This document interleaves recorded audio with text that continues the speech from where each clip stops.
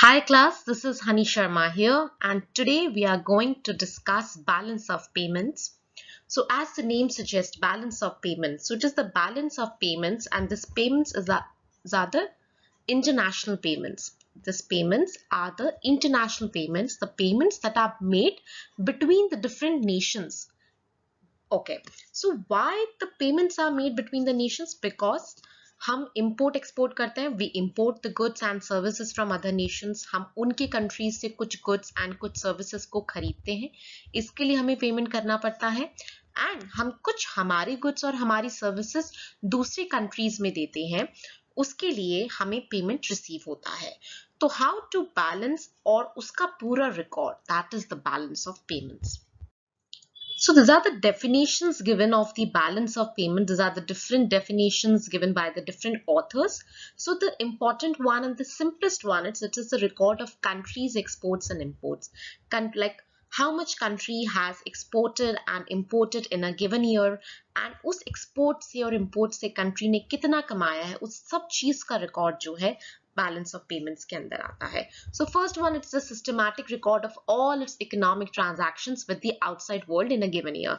Economic transactions, that means जो transactions profit motive के लिए किया जाता है, to earn income, to earn profit. Okay.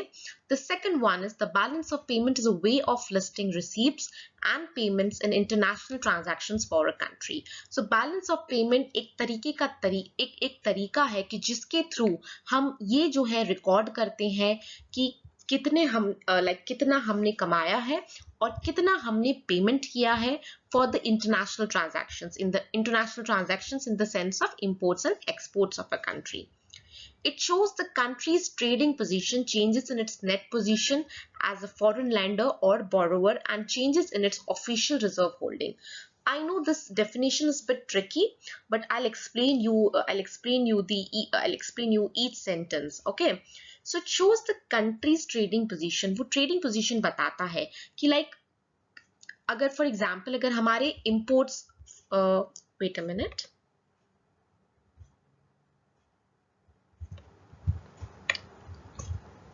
So एक country import भी करती है and export भी करती है. Okay, let's assume that this is India and these are our imports and say our imports are more than exports. हमारे जो imports हैं हमारे exports से ज़्यादा है, तो उसमें हमारी ट्रेडिंग पोजीशन क्या हुई कि दैट मीन्स हम जितना फॉरेन करेंसी में कमा नहीं रहे उससे ज्यादा हमें फॉरेन करेंसी में देना पड़ रहा है, तो वो हमारी ट्रेडिंग पोजीशन उसने बता दी. Changes in its net position as a foreign lender और बोरोवर. ओके, सो अगर हमारे इंपोर्ट ज्यादा है दैट मीन्स हमें फॉरेन करेंसी में ज्यादा पे करना है और हमारी फॉरेन करेंसी में इतनी इनकम नहीं है, तो उसके लिए अगर हमें और एक्सक्यूज मी तो उसके लिए अगर हमें और इंपोर्ट्स करना है तो हमें क्या करना पड़ेगा, हमें फॉरेन कंट्री से फॉरेन करेंसी में बोरो करना पड़ेगा, बिकॉज हमारे पास फॉरेन करेंसी में इतनी इनकम है नहीं. सो हम क्या करेंगे, वो इंपोर्ट्स की नीड को फुलफिल करने के लिए बोरो करेंगे. तो इससे हमारी पोजीशन पता चलती है कि क्या हम लेंडर हैं या बोरोवर है. लेंडर कब होंगे कि जब हम सरप्लस में होंगे, दैट मीन्स हमारा एक्सपोर्ट ज्यादा होगा. अगर मेरा एक्सपोर्ट्स मेरे इंपोर्ट से ज्यादा है दैट मीन्स मैं फॉरेन करेंसी में ज्यादा कमा रही हूँ rather than फॉरेन करेंसी में पे कर रही हूँ. सो इस सिचुएशन में मेरे पास फॉरेन करेंसी में पैसा ज्यादा है. सो अगर किसी और कंट्री को अगर फॉरेन करेंसी चाहिए तो मैं उसको लेंड कर सकती हूँ. ठीक है, so that's the thing. It shows the countries trading position, changes in its net position as a foreign lender और borrower, and changes in its official reserve holding. What is reserve holding? This is ठीक है, अगर हमें किसी को land करना है, borrow करना है, that's the another thing. But अगर हमें नहीं करना, so there is a like अगर मेरे पास फॉर एग्जांपल अगर मेरे पास एक्सपोर्ट ज्यादा है इन कंपैरिजन ऑफ इंपोर्ट्स, तो मेरे पास फॉरेन करेंसी का रिजर्व ज्यादा रहेगा. व्हाई? मतलब सेविंग्स ज्यादा होगी, क्योंकि मुझे जो है मुझे पे थोड़ा ही करना है और उसके बदले में मेरी जो फॉरेन करेंसी में सैलरी है, जो इनकम है, आई एम सॉरी, इनकम है, वो बहुत ही ज्यादा है। सो वो जो एक्स्ट्रा अमाउंट है, वो जो एक्स्ट्रा मनी है, वो मेरा सरप्लस होगा और वो जो है एक रिजर्व का काम करेगा, जिसको मैं फ्यूचर में यूज कर सकती हूँ for my future transactions. Okay, so it's a record of countries' exports and imports. I hope this much is clear. Okay. Next, so this is the structure of balance of payment. So अगर हम structure की बात करें, so एक है credit side और एक है debit side. अगर हम कोई भी पेमेंट अगर हमें रिसीव्ड होती है फॉरेन कंट्री से, तो that is recorded in a credit side. और अगर हम पेमेंट फॉरेन कंट्री में कर रहे हैं, that means like to pay for our imports, वो डेबिट साइड में रिकॉर्ड होगा। Okay, so balance of payments के लिए दो अकाउंट है, there is a current account and there is a capital account. ठीक है, करंट अकाउंट में क्या आता है कि जो भी हम इंपोर्ट एक्सपोर्ट करते हैं ऑफ गुड्स एंड सर्विसेज, वो सब कुछ करंट अकाउंट में रिकॉर्ड होता है। Okay, imports and exports, expenses on travel, अगर आप फॉरेन ट्रैवल करते हो तो like you have to pay for that travel, right. Transportation है, insurance, like whenever you travel through air, so you have to take the insurance also. So वो जो payments आप कर रहे हो, that all are recorded in the current account. Investment income, अगर आपने कहीं फॉरेन कंट्री में कोई इन्वेस्टमेंट कर रखा है, तो उसके लिए अगर कोई डिविडेंड आपको रिसीव हो रहा है या इंटरेस्ट रिसीव हो रहा है, so that is also included in the current account. Capital account में क्या आता है? कैपिटल अकाउंट में अगर आप फॉरेन कंट्री से कोई असेट्स ले रहे हैं या फॉरेन कंट्री को कोई असेट्स बेच रहे हैं, सो कैपिटल अकाउंट में जो है सारे ट्रांजैक्शंस असेट से डील करते हैं। ये करंट अकाउंट और कैपिटल अकाउंट में डिफरेंस ये है कि कैपिटल अकाउंट में जो है हम असेट्स की बात कर रहे हैं, so it include capital transaction such as borrowing and lending of capital. अगर मैं आपको पैसा अगर उधार पे दे रही हूँ, दैट इज लेंडिंग। ठीक है, टू स्टार्ट योर बिजनेस, आपके बिजनेस को चलाने के लिए, उसके एक्सपेंशन के लिए, स्टार्ट करने के लिए जो मैं आप पैसा आपको दे रही हूँ, that is a lending. Okay, so उस टाइप के जो भी ट्रांजैक्शंस है, जो कैपिटल ट्रांजैक्शंस है, कि बोरोइंग हो गई, लेंडिंग हो गई, या फिर अगर आपने कोई एसेट्स परचेज किया, एसेट्स बेचा, सो उसमें से जो भी आपकी अर्निंग हुई है, that would be included in the capital account. So repayment of capital sale and purchase of securities and other assets to and from foreigners, that is a capital account. So you have to take care all these things, that what is the basic difference between the current account and the capital account.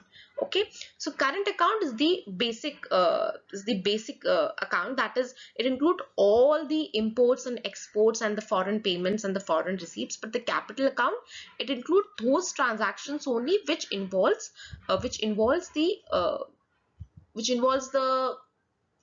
assets, which involves the lending, borrowing, and the purchase and sale of securities or assets. Okay. So this is example.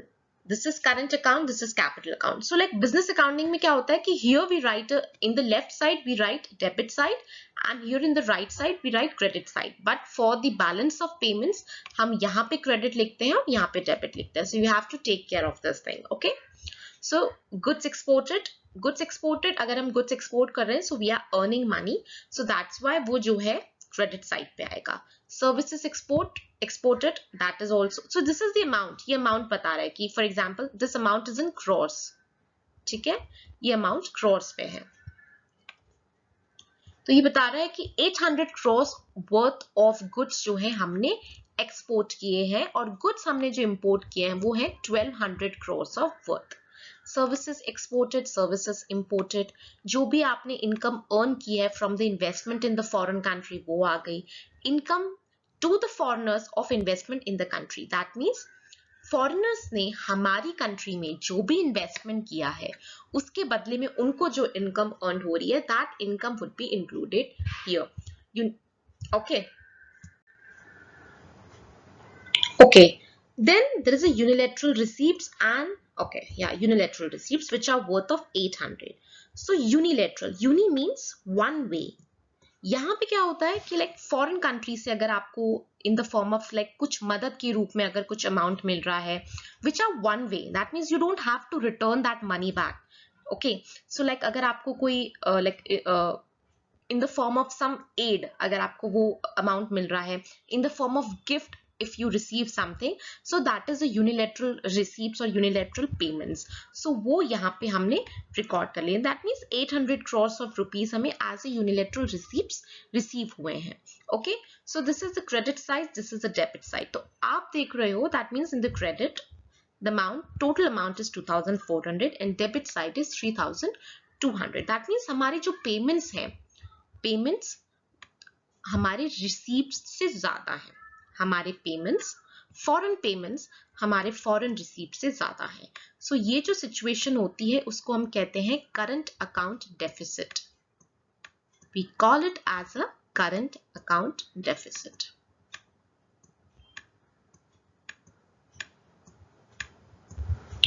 Okay, then there is a capital account.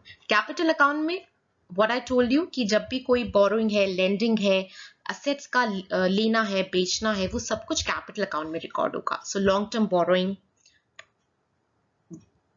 हमने कुछ भी बोरो किया है कि किसी दूसरी country से, हमने कुछ टाइम के लिए जब हमने कुछ अमाउंट बोरो किया है, that we have to return it back to that country, so that is a long term borrowing. Then there is a short term borrowing, sale of gold or assets. तो हमने कुछ gold हमारी country के और या कुछ assets अगर बेचे गए हैं उससे जो पैसा कमाया है, so this all is included in the credit side. This is long term lending. यहाँ पे lending आएगा, that means हमने किसी दूसरी कंट्री को कुछ पैसा दिया है एज अ लेंडिंग, जो हमें एज अ क्रेडिट जो हमें वापस मिलने वाला है। Short term lending, the purchase of gold और assets, this are the errors and omission, that means जो भी कोई अकाउंटिंग एरर्स होते हैं उसको हम यहाँ पे रिकॉर्ड कर रहे हैं। So here this is 4000 and total 4000. So this is equal.